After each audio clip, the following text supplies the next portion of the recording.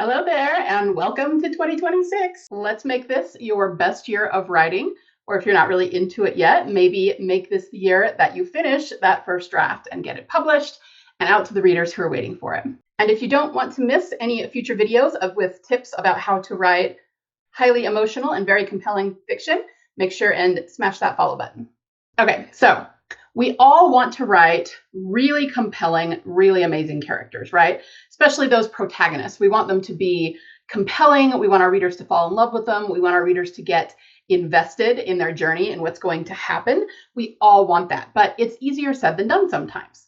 I know that your characters are very vibrant and very lovable and very perfect in your head, but when you try to communicate them on the page, some of that tends to get lost, right?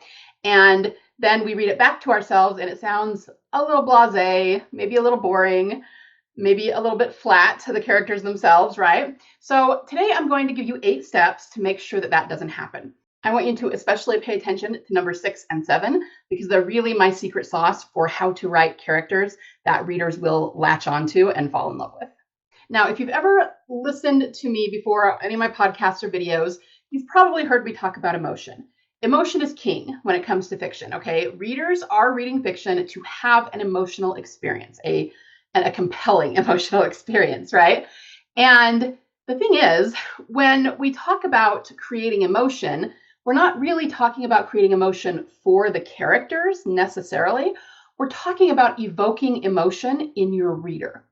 So in order to be really successful at fiction, you have to know a little bit of psychology, a little bit of reader psychology, which is just human psychology applied to reading and to loving fiction, right? So that's kind of what this is. I'm going to give you 8 steps. These are going to be 8 different things that I always do when I'm writing my protagonist, any of my characters really, but especially the protagonist, that I know, because I am familiar with psychology, how that these things will evoke emotion in the reader, that these things are going to hook the reader. These things are going to get the reader invested in your character's story and make them want to find out what happens at the end. Okay, so let's jump in. Number 1, there must always be a backstory that includes a character wound. A character wound means something traumatic that happened to your character in the past that shapes who they are. All human beings have past trauma, and the character wound is going to be the thing that creates a limiting belief for your character that they are struggling with that is relevant to the story. Yes, they may have 25 different traumas, 25 different character wounds, but we're only concerned about the one that is relevant to the story you're telling. So you need to create a backstory for your character. You need to figure out what that wound is. Specifically, what happened? I mean, write out the scene if you want of what happened to them that was traumatic, okay? The second thing that you're going to do is you're going to create a limiting belief for them. The limiting belief rises out of the character wound or that trauma, right? So this limiting belief is going to be something that they're struggling with throughout the story, that believing it, like it's a negative belief usually, and believing it is hindering them in some way, and they're going to have to overcome that as the story progresses, and that is part of the internal arc, okay? The third thing you want to keep in mind for your character is the type of arc you are creating for them, which is going to inform how they transform throughout the story. Now, there are basically 3 different types of arcs, which are the main arcs. There are some others, but you're either going to do a dynamic linear, a dynamic shift, or a non-dynamic arc, okay? Now, I have done other videos and podcasts on what these are in great detail, and I will link those in the show notes so that you can go take a watch or take a listen to them. But basically, you need to know whether your character is going from a place of weakness to strength, a place of strength, and then shifting to a different kind of strength, or they may be non-dynamic, which means they aren't changing that much, in which case it becomes a little bit more of an intellectual arc than an emotional arc, okay? But you need to figure out how your character is going to transform, identify the kind of arc you are writing for your character. Number 4 is that you need to give them a reflection and transformation moment. What this means is that somewhere around the climactic point of the story, they are going to have a moment where they stop, they look back over what has happened, that is the reflection. They make a conscious decision to transform, to believe something else, to overcome that limiting belief, to be a different person moving forward, okay? Again, this is part of the internal arc, and it is linked to what happens externally in the plot, but you need to have this moment. It's very subtle. It can be very quick. It doesn't have to take up a whole chapter or anything, but you need to have this moment to show your readers that your character has transformed, because transformation is one of the main ways that we can evoke emotion in the reader. So we want to show that transformation so that they get to the catharsis, right? Number 5, you probably know, but it's really important to be intentional about this one and write it down. You want to have a repeatable description for your character. Now, I know that seems obvious. Of course, we need to know what our characters look like so that we can describe them to our audience. But so many authors just keep it in their head. And I have been guilty of this in the past too. When I was a newbie, right? I did the same thing. And then we either forget to describe them, or we never write it down and never really solidify it. So we end up describing them in multiple ways.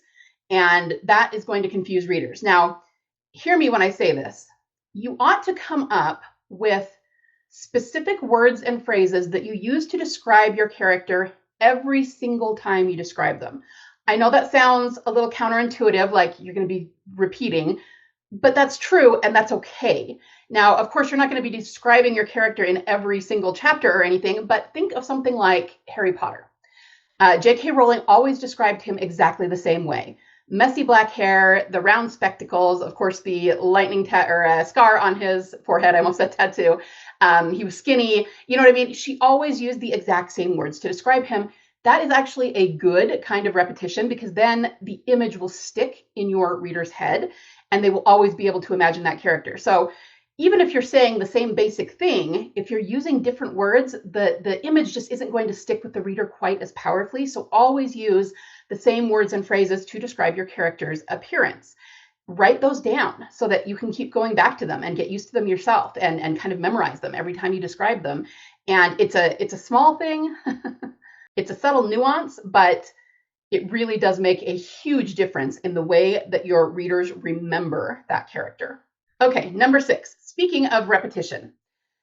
The next 2 things are really important, and they are going to really up-level your character in your reader's eyes. So pay attention to these. Number 6 is to give your characters emotional cues.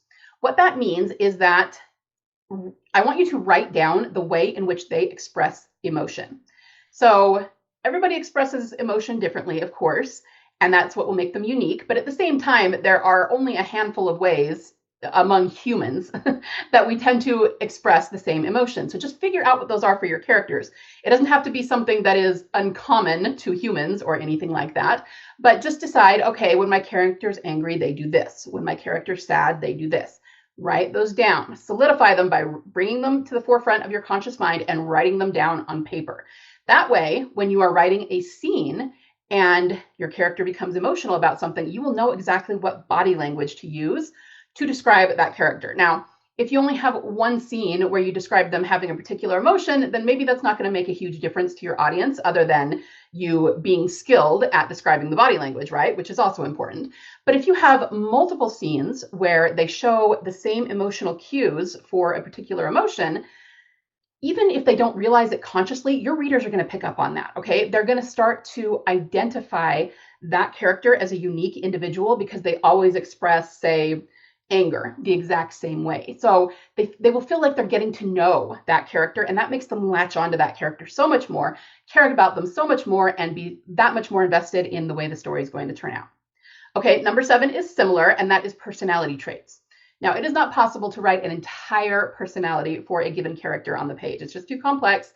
Humans are way too multifaceted. But what I usually tell my students to do is to pick a personality type, use any personality system that you want. There's the Enneagram, there's Myers-Briggs, there's the color code, the 4 tendencies, love languages, whatever you want. And pick 2 or 3 traits that your character is going to show for their personality type. And then you can incorporate those into the scenes. It's the same thing. It gets people to latch onto your character better because they feel very realistic. These are real personality types and real traits based on those personality types. And, they feel more individual. So the readers will feel like they're getting to know them more and will latch onto them better. Okay. That's kind of the secret sauce for getting people really addicted to your characters. And finally, last but not least, there is character voice. You want to do the same thing here. Now, we could have whole discussions about character voice, and I actually have interviewed other people that have given me really good advice about character voice. I will link those in the show notes so that you can watch those episodes if you want. But for right now, you want to kind of do the same thing as we did with 6 and 7, and that is that you just want to have something that is unique for your character that has to do with their voice. But by unique, I don't mean like unique amongst all humans. That's not what we're talking about, okay? Just what is it for them as opposed to other people? And then you're going to want to repeat that. So the way that I do this for voice is tell people to come up with words and phrases that this character uses. Now, they can be anything. You can pick them out of the air, and it's just maybe an expression they like and they use a lot, and that's fine. But it's even more effective if you can base it on who they are, on their backstory. So if they come from a fishing village, do they use fish metaphors, right? If they are in the medical profession, do they use medical metaphors or figures of speech or whatever? Try to come up with things like that if you possibly can, or just something that suits their personality, right? It could even be something where they swear a lot, but they use the same swear words over and over again. Those kinds of things make a difference. And again, the repetition helps the reader to latch onto them, okay? So those are my 8 steps for making really 3D protagonists that are going to jump off that page, hook your readers, make them very invested, and make them want to find out how this character's journey is going to turn out, okay? So that is how you create compelling and page-turning characters. Let's go over them one more time for a recap. Number 1, create a character wound in the past. Number 2, create a limiting belief that rises from that character wound. Number 3, figure out what kind of transformation arc you're writing, either dynamic linear, dynamic shift, or non-dynamic. Give them a reflection and transformation moment, right? Then you're going to figure out a repeatable description is number 5. Emotional cues to always show how they show emotion in the scene. 2 or 3 personality traits that you can repeat. And finally, 8 is words and phrases that will give you a repeatable character voice, okay? If you do these things, you're going to have very 3D characters that are very recognizable on the page and that your readers will absolutely fall in love with. So I hope that was helpful to you. And here's to writing unforgettable characters in 2026. Bye, guys. Thanks for being here. See you next time.